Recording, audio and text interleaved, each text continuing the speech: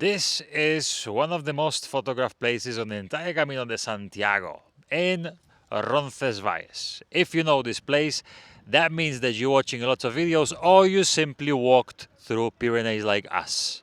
But we were like he's interviewing me. So We've just finished the first day of crossing the Pyrenees through Valcarlos Route, which we took in 2 different attempts. we walked twice from Saint-Jean-Pied-de-Port to Roncesvalles. First time we walked through Orison, Which is the Napoleonic route. crossing the Pyrenees, and the second time through Valcarlos, through the valley, which it was the original way. Yes, and today we just finished that second part, so we want to tell you everything about it. Everything from the details of where the road, routes, waters, elevations, should you not, is it easy or is it simply a nightmare? So we started this morning at 7:30 and from Valcarlos, and we arrived now at 12. So 3 hours and a half. First thing, road section. There are a few different problems with it, supposedly with that part, which is the road and elevation. What about the road, Erica? Okay.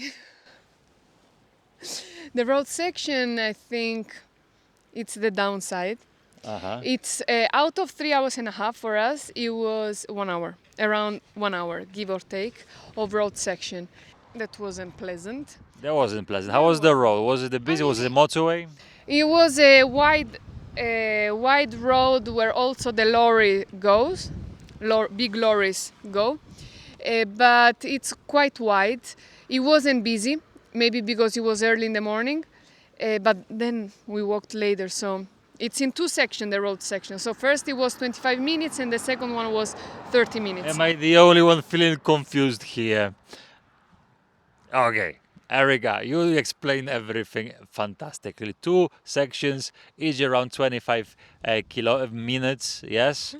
And it's not the motorway, yes? We didn't enjoy it because the road, we didn't do lots of fixtures because of the safety in general. But the one thing that I would definitely highlight if you want to do it during the night, because many people start in the morning, I wouldn't. Even with your light going on the road, not a really big thing. So wait until the dawn and then starts your walk. Still plenty time. We're here at 12 o'clock, so you still have plenty time to walk, right? Exactly. And then, but the time that you go into the forest. We walked all the time by the rivers, in the forest, on dirty tracks, on grass. It was beautiful. It was beautiful. We had like constantly this soundtrack of the river flowing. We met nobody, only few locals picking up mushrooms, and only towards the end we met 6 pilgrims. But all day we've been on our own, which was a really peaceful and introspective day, I think. Yeah, I will talk about actually the ascent, because this was one of the things that people were like, so if you have to cross the Pyrenees, how is it actually? How is it to cross the Pyrenees through Valcarlos Route? So to cross the Pyrenees through Valcarlos Route, it's as gradual as you don't even notice how much you climb until one section, which takes literally, we counted that on the watch. Whoa, you press the watch? 1.5 hour, 465 meters of climb, and 3.5 kilometers. 1.5 hour. You can feel in that time, you can feel that you've been climbing, okay? Yeah, but nothing compared to the Napoleon route from Orison to Roncesvalles. In fact, we finished 2 hours earlier this route than the Napoleonic Well, route. it's also a bit shorter. That's why. Yeah, it's shorter, it's easier. But tomorrow we are gonna do the comparison in the summary.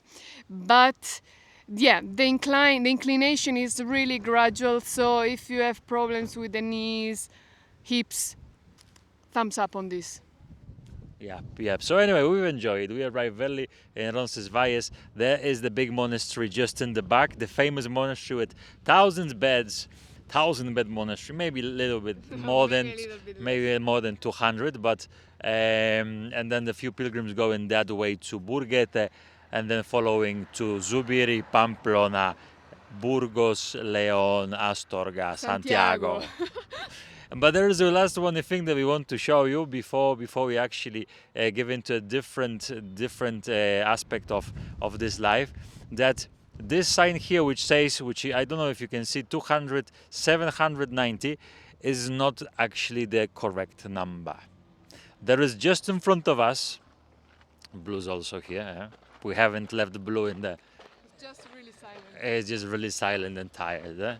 This is another sign just here in the front, the proper Camino sign, which tells you that it's 755 kilometers to walk. So, and tomorrow we are gonna have the last video From Saint-Jean-Pierre-de-Port. from Saint-Jean-Pierre-de-Port, having a comparison. What's better? Which route is for you? Giving you some tips, so you can make a better informed decision about which route is the best for you. Happy days. And then after we're going to start the retreat that we're having just here in Valcarlos. So at the same time we're opening the spots for the next year retreats. And there's one important reason we do this. Why? There are many reasons, but if you don't want just to count kilometers, like, oh, today I walked 25 kilometers, today 30.